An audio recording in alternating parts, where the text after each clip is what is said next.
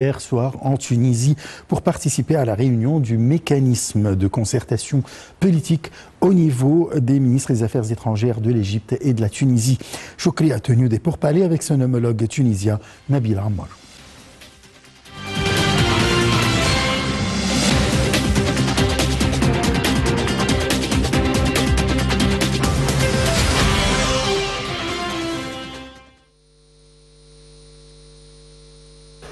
Le ministre des Affaires étrangères, Sameh Chokri, s'est rendu lundi soir en Tunisie pour participer à la réunion du mécanisme de concertation politique au niveau des ministres des Affaires étrangères de l'Égypte et de la Tunisie. La réunion a été présidée par le ministre des Affaires étrangères, Sameh Chokri, et son homologue tunisien, Nabil Ammar, et en présence des délégations des deux pays. Les deux ministres ont salué au début des consultations les progrès continus et remarquables observés dans les relations entre les deux pays ces dernières années, tout en soulignant l'importance de poursuivre les consultations, la coordination et la coopération sur toutes les questions d'intérêt commun. Ceci dans le but de faire progresser les relations au niveau stratégique et de réaliser les intérêts des deux pays à la lumière de l'unité de destin, des objectifs communs et des relations fraternelles historiques. Les entretiens ont également porté sur les réunions de haut niveau qui devraient se tenir entre les autorités concernées des deux pays au cours de la période à venir, y compris le Haut Comité conjoint égypto-tunisien dirigé par les premiers ministres des deux pays, ainsi que le Comité conjoint commercial égypto-tunisien, ainsi que la poursuite de la coordination afin d'activer le Forum économique conjoint. Les deux ministres ont souligné l'importance de maintenir la fréquence et la régularité de ces réunions, soulignant la nécessité de poursuivre la mise en œuvre de ce qui est convenu et de maintenir l'élan positif existant dans les relations entre les deux pays. Chokri a affirmé le soutien de l'Égypte aux mesures et aux efforts du président Kais Saïd visant à construire un avenir meilleur pour le peuple tunisien frère, à parvenir à la stabilité dans le pays et à consolider les fondements de la nouvelle République.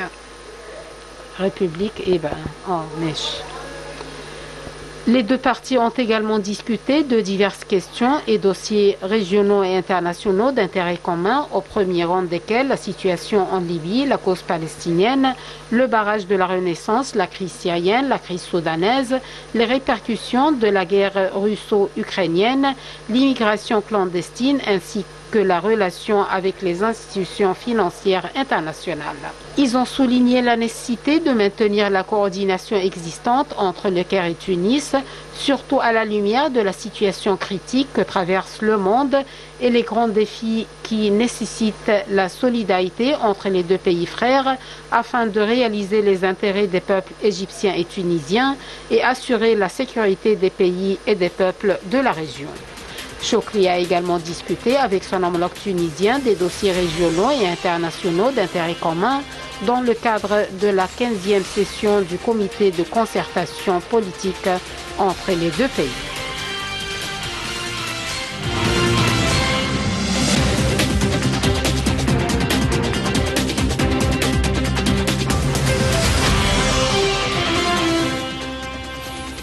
Voilà, c'est notre sujet principal pour cette édition de Direct et on parle du tourisme et l'Égypte qui a témoigné d'une saison très bonne saison touristique en 2023. Le secteur touristique a augmenté au terme des 9 premiers mois de l'exercice au cours de 2022-2023 à 10 milliards 300 millions de dollars, soit une augmentation de 25,7% par rapport à la même période de l'exercice précédent 2021-2022, marquant la forte reprise du secteur touristique égyptien. Salih Hamed et Perihan Farou nous donnent les détails.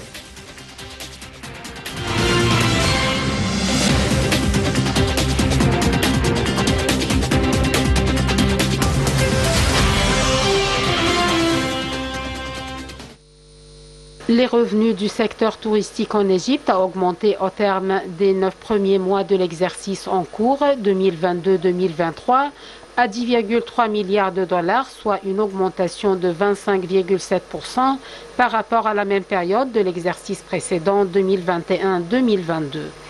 La forte demande mondiale de services touristiques en Égypte est due au fait qu'il s'agit d'un pays à multiples types de tourisme, avec une structure, une histoire et un présent qui soutiennent sa présence sur la carte du tourisme international. L'Égypte possède 2000 établissements hôteliers. L'Égypte a mis un plan visant à développer le secteur du tourisme et à rechercher avec le secteur privé des mécanismes de développement du tourisme en Égypte pour aider le gouvernement à atteindre ses objectifs en attirant 30 millions de touristes au cours des 5 prochaines années et en augmentant les chambres d'hôtel d'environ 50 000 chambres au cours de la même période, dont 15 000 à Sharm el-Sheikh et à la mer Rouge, qui seront achevées d'ici un an. Le gouvernement a offert environ 10 milliards de livres au secteur du tourisme dans le cadre du soutien au secteur productif, allouant 7 km à l'investissement hôtelier dans la nouvelle ville d'El Alamein, fournissant le plus grand nombre possible d'avions à bas prix pour l'augmentation du nombre de touristes, en plus d'accorder au gouvernement une licence dorée pour les projets touristiques qui ont achevé leurs documents dans un délai de 20 jours maximum, soulignant que ce plan permettra d'obtenir de grands gains pour l'économie nationale. Le plan du gouvernement vise à augmenter le nombre de chambres d'hôtel qui repose sur plusieurs axes, dont le premier est l'exploitation des bâtiments gouvernementaux vacants après leur déménagement dans la nouvelle capitale administrative et leur transformation en hôtel.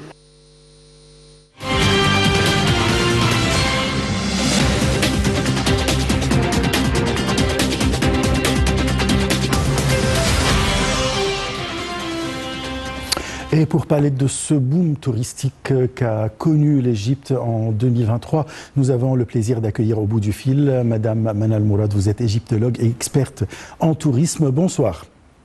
Bonsoir Ashraf, comment allez-vous? Très bien, et vous? Alors, vraiment, on est très, très content, satisfait de cette saison touristique qui a témoigné de l'afflux de touristes des 4 coins du monde en Égypte cette année. À votre avis, quelles sont les causes de cette reprise du secteur du tourisme? Tout d'abord, quel bonheur de voir tous nos invités, le monde entier. Tout d'abord, on était tous on était un peu interdit de partir à droite et à gauche, et ça commence de voyager. Donc l'Égypte, quand même, un point culturel qui est considéré comme un point d'attraction exceptionnel. Tout le monde en rêve de voir les nouvelles, par exemple, inaugurations, nos musées, le musée de la civilisation, le grand musée qui sera ouvert bientôt, les sites comme Saqqara, Karnak avec son nouveau halo, cette ville qui s'embellit de plus en plus, Aswan avec ses merveilles, et puis aussi, on ne peut pas nier les sites balnéaires. Comme vous le savez déjà, on a des sites qui sont exceptionnels, que ce soit au bord de la mer Rouge ou ailleurs. Donc voilà, l'Égypte a toujours été un point d'attraction exceptionnel. Très bien. Après 3 ans de quasi-arrêt du tourisme, de la venue des touristes à cause de la pandémie du coronavirus, voilà, il y a la reprise, comme je viens de dire. Est-ce que l'Égypte s'est bien préparée à profiter de cet arrêt pour améliorer ce secteur? Oui, l'Égypte a pu se préparer un petit peu. Vous savez que c'est un peu relatif. Bien se préparer, vous parlez de budget, vous parlez d'argent. Donc on se prépare comme on peut, et chaque ville, chaque gouvernorat a ses moyens aussi, mais quand même tout le monde espère la grande ouverture du grand musée. Et même moi, Ashraf, qu'est-ce que j'ai envie de savoir, à quelle date exacte sera ouvert ce musée? Je crois que ça peut aussi pas seulement doubler, ça peut tripler et même quadrupler le nombre des gens qui souhaitent visiter l'Égypte. Tout à fait. Là, Les stations balnéaires, je parle d'Hurghada, Sharm el-Sheikh et aujourd'hui la Méditerranée, je parle d'El Alamein, la côte nord. Là, est-ce que les agences de voyage ont bien fait leur travail pour mettre en valeur ces sites et pour attirer plus de touristes? Déjà, on est sur les brochures, ce qui n'était pas le cas il y a un an. Figurez-vous, maintenant l'Égypte devient une destination qu'on arrive à connaître dans la technologie marketing, que ce soit le e-marketing ou bien le vrai marketing concret, sur les brochures, sur autre chose, les télévisions, les radios, les publicités, ce qui n'était pas le cas, figurez-vous, il y a un an seulement, on était totalement absent.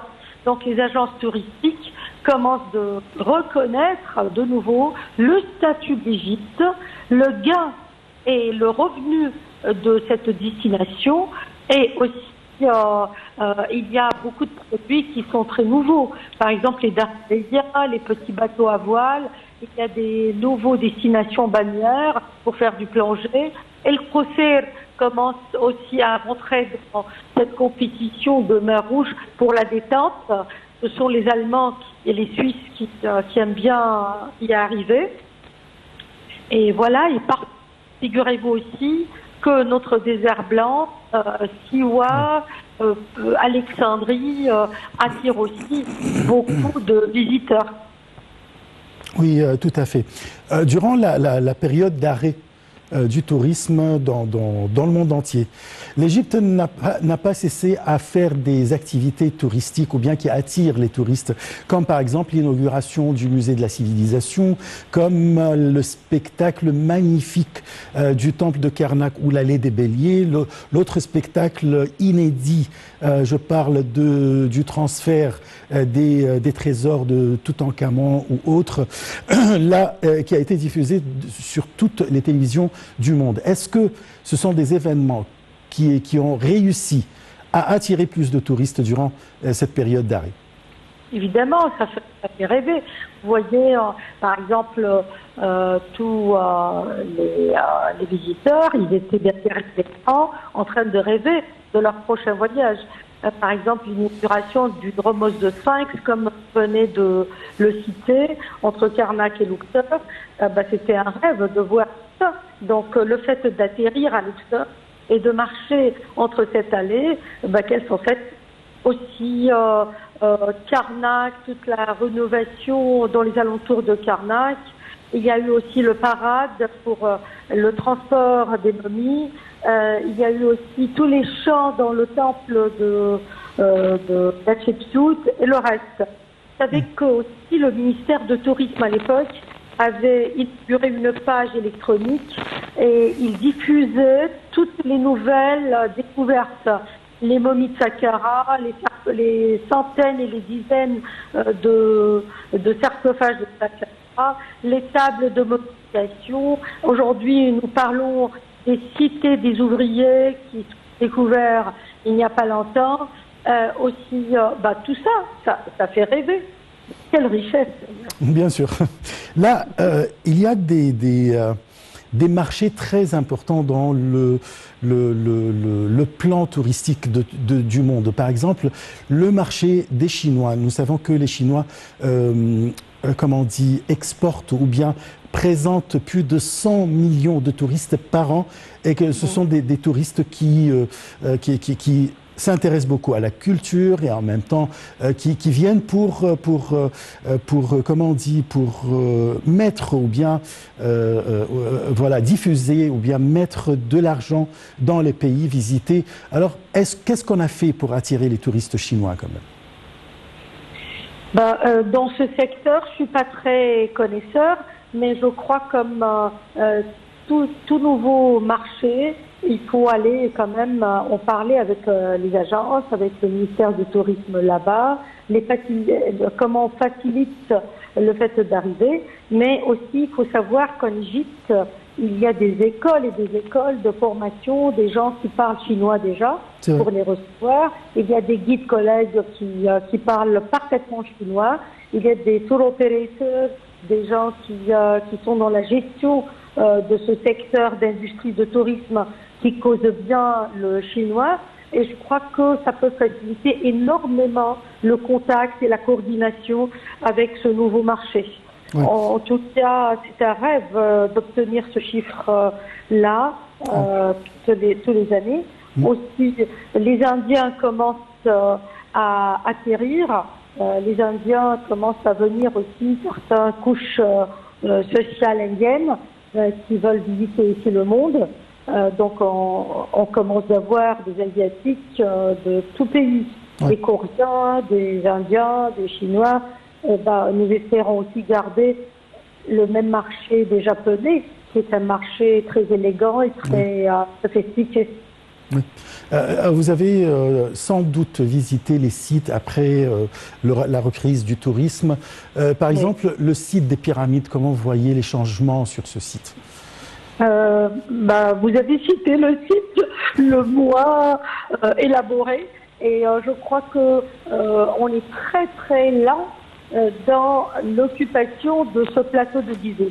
Par contre, à Dachour, c'est magnifique. Ils ont fait énormément d'efforts pour Saqqara, pour Karnak, pour Luxor, pour tous les sites archéologiques sur la rive ouest. Il y a beaucoup d'avancements, mais s'il vous plaît, depuis votre programme, un appel pour tous les responsables d'accentuer et de rendre rapide, si vous voulez, l'évolution de ce plateau de Gizeh pour promettre encore une des merveilles du monde, la pyramide de Khéops. La seule. Oui, c'est la seule, oui, qui s'utilise dans le set ancien. C'est la pyramide de Khéops. Donc, si vous voulez, ça c'est un sujet à adopter, vraiment. C'est-à-dire, il faut absolument travailler sur l'évolution du plateau de Gizeh. Oui. Et je peux mettre ma voix à côté du vôtre pour qu'ils nous écoutent. Et je peux même, si j'ai le temps libre, de participer à faire quelque chose. C'est avec plaisir.